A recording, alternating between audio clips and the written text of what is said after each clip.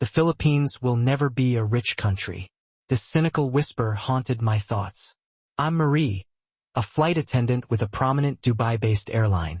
Irony struck with teeth of fear as our plane made an emergency landing.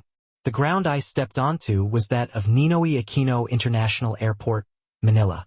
My mind, however, was tainted with sour memories of my experience in another Asian country. The grime, the rudeness, the chaotic service. I had prematurely condemned the Philippines to the same fate.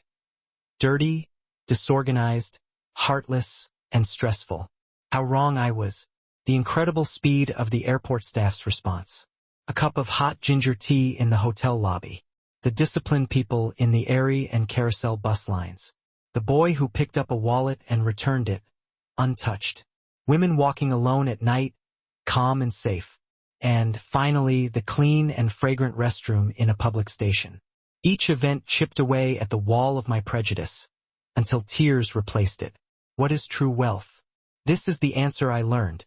A woman who grew up with the riches of Dubai, amidst the simple life of the Philippines. This story may be quiet, but I'm sure it will shake your perspective. Watch until the end. Chapter 1. Prejudice. The phrase, "the Philippines is undeveloped," had been etched in my mind long before the plane's wheels touched the tarmac. When I heard the announcement of the emergency landing, my name was Marie. I was an international flight attendant based in Dubai. I loved the skies, and above all, I loved taking care of the passengers. But to be honest, I had no expectations for the Philippines. For me, countries in Asia were all the same. There was a reason I was so bitter. Years ago, I had a layover at a large airport in China. The first thing that greeted me was scattered trash on the floor. The bathroom was wet, reeking of urine, and without toilet paper. The passengers and staff alike were frowning and shouting. When I got lost and asked for directions, the response was an eye roll and a rude gesture. That experience was seared into my memory. Even after becoming a flight attendant, I carried that fear with me. That wasn't all. On every flight, passengers from some Asian countries were a headache. Sitting in seats that weren't theirs, blocking the aisles, making noise. When you corrected them, they would revert to their behavior after a few minutes. We, the crew, had to keep smiling, but inside we could only sigh. Because of this, I had already judged the Philippines. It's all the same, I told myself. Nevertheless, I was proud of my job. I remember when I was 10 years old, my family took a flight to Europe. A flight attendant approached me when I couldn't find my seat after returning from the restroom. She took my hand, smiled, and led me there. She was like a goddess. That's where my dream was born. So, instead of socializing in college, I studied hard. Languages, tourism, international affairs. And here I was now, flying to Hawaii. It should have been a normal day ending with, "Thank you for flying with us." But who would have thought that this flight would change my whole life? Chapter 2. Crisis in the Air. We flew from Dubai, carving through the blue sky. I had just finished the beverage service, and heaved a sigh of relief. I looked at the cabin. Families excited for vacation, couples whispering sweet nothings, business people reading. I thought everything was fine. But suddenly, the door of fate opened.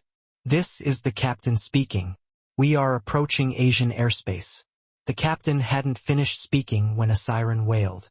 A loud explosion on the right side of the plane. The whole cabin shook. Passengers screamed. My heart beat faster. We all knew, including me, that something bad had happened.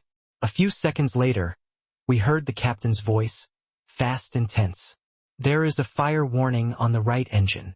We will activate the fire suppression system and shut down engine number 2. We are flying with the left engine only. Please remain calm. We are diverting to the nearest airport, Ninoy Aquino International Airport in Manila, Philippines." After the announcement, everyone's mind went haywire. Children were crying. The elderly were pale. Even my knees were shaking. This was every flight attendant's worst nightmare. But I had a duty. I had to be strong for them. "Everything will be okay. We are trained for this. Please trust us," I said as I walked down the aisle, forcing a smile. But inside, God, will we survive? I had no idea that in the next few hours, The place I feared, the Philippines, would shatter all my misconceptions about wealth and character. As we descended, we felt the drag. We performed the brace position. Brace, brace, heads down, stay down, we shouted, bowing repeatedly, whispering, please, please. Outside the window, I saw the lights of Manila. The runway lights of NAIA were twinkling like stars welcoming us. Touchdown. 3, 2, 1. A loud thud. The plane shuddered. The noise of the tires and brakes. Reverse thrusters. I held tightly to the seatbelt. And when the plane stopped, silence. Then, from one passenger, followed by two, until the whole plane applauded. Tears streamed down my face. It was the first time I felt that a simple landing was a miracle. But the job wasn't over. We needed to evacuate, and this is where the Philippines surprise began. Chapter 3. The Discipline of Manila. The door opened. The emergency slides deployed. Below, on the tarmac, the ground crew was waiting. I expected chaos. I expected shouting and pushing, as I had seen in other countries during emergencies. But I was wrong. The Filipino staff, men in reflective vests, women holding lights, were not panicked. They were serious, quick, and calm. They caught the sliding passengers. This way, sir. Slowly, ma'am. Calm down. You are safe now. I heard Tagalog and English alternating. No one was shouting. No one was pushing. Please follow the line. Priority for children and elderly. The speed of their system. In other countries, passengers would rush. But here, it was like an invisible thread connected them. They assisted mothers carrying babies. They helped the grandfathers and grandmothers. No one was left behind. I stopped briefly after getting off the tarmac. My knees hurt, but I was amazed. Wow! My fellow crew member whispered. They're so organized. I nodded. As a crew member who had flown everywhere, it was the first time I had seen such an organized evacuation. But it was just the beginning. We were taken to the terminal. We were given blankets and water. We're stuck here for a few days, my companion complained. They'll probably give us a bad hotel. You know how it is here, dirty with cockroaches. I just kept quiet. It was true that there were bad hotels in Asia. But I remembered the eyes of the staff on the tarmac, the man who signaled to me that the tea was okay, and the woman who handed me a blanket with a smile, saying, "Good thing you're safe." Was this really the Philippines? Chapter 4. The Hot Ginger Tea. We were put on a bus to the hotel. From the window, I saw the skyline of Manila, the lights of Newport World Resorts, and the tall buildings in the distance. I felt a strange comfort. The bus stopped at a hotel near the airport. I had no expectations. It was just an emergency hotel. But when the door opened, a warm and bright lobby greeted us. It smelled of lemongrass and bamboo. It was clean. A uniformed man, John G. according to his nameplate, greeted us. "Welcome. We know what you've been through. You must be very tired. Please rest tonight." He wasn't just a receptionist. I felt the concern in his voice. And even more surprisingly, they handed us something on small trays. A cup of hot drink each. "It's ginger tea with honey. It will relax your nerves," John G. said, smiling. I drank it. The warmth and sweetness traced down my throat, calming my trembling muscles. 1 cup.